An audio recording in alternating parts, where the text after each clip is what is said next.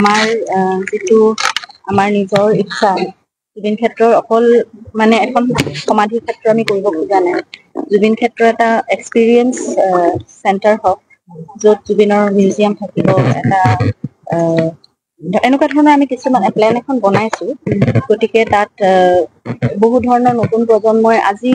অকল আজিৰ ডেটত বা 2-3 বছৰলৈকে আহি অকল চাকি বন্তি জ্বলাই প্ৰাৰ্থনা কৰিলে অকল সেয়াই নহয় সেইখিনিতো থাকিবই লাগিব তাৰোপৰি নিজক কানেক্ট কৰিব পৰাকে বা জুবিন গাৰ্গৰ গোটেই সত্তাটো য'ত উপস্থিত থাকিব প্ৰাকৃতিক উপাদানসমূহেৰে সৈতে টেকনলজিকেলি খুব চাউণ্ড কিছুমান বস্তু আৰু যিবোৰ বস্তু আজিকালি ডিজিটেলি বা টেকনলজিকেলি বহুত আপগ্ৰেডেড হৈছে গতিকে তেনেকুৱা কিছুমান আমাৰ ইচ্ছা আছে সেই ইচ্ছাখিনি আমি কালি এটা প্ৰেজেণ্টেশ্যন দিছিলোঁ কলাক্ষেত্ৰত যিখন আমাৰ মিটিং হৈছিল এটা গতিকে আজি সেই মৰ্মে আমি মাটিখিনি কাষৰ যিমানখিনি আছে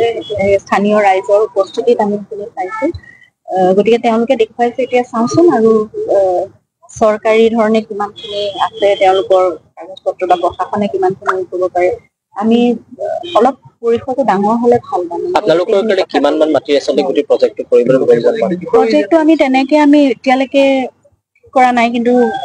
আমাৰ ইয়াত যিখিনি স্থানীয় ৰাইজ আছে তেওঁলোকে কৈছে 30 পৰা 40 বিঘালৈকে মাটি তেওঁলোকে আমাক দিব পাৰে আৰু তেওঁলোকে ইচ্ছা কৰিছে দিবলৈ তেওঁলোকে বিচাৰিছে জুবিন ক্ষেত্ৰখন তেনেকুৱা ধৰণে হৈ থাকক ইয়াত কাষত কোনো ধৰণৰ বেলেগ ধৰণৰ কনষ্ট্ৰাকশ্যন নহওক ৰিজৰ্ট নহওক বা কোনো ধৰণৰ এপাৰ্টমেণ্ট কমাৰ্চিয়েল কনষ্ট্ৰাকশ্যন নহওক তেনেকুৱা কথাটো আৰু জুবিন ক্ষেত্ৰত মানে আমি এটা সম্পূৰ্ণ সাংস্কৃতিকভাৱে আৰু প্ৰাকৃতিকভাৱে এক্সপিৰিয়েঞ্চ কৰিব পৰা এটা চেণ্টাৰ আমি কৰিব খুজিছো গতিকে সেইখিনি কথা আমাৰ প্লেনটোত আছে এতিয়া আমি সম্পূৰ্ণ নিৰ্ধাৰণ কৰা নাই এটা আমি কিছুমান আইডিয়াহে দিছো এতিয়ালৈকে গোটেই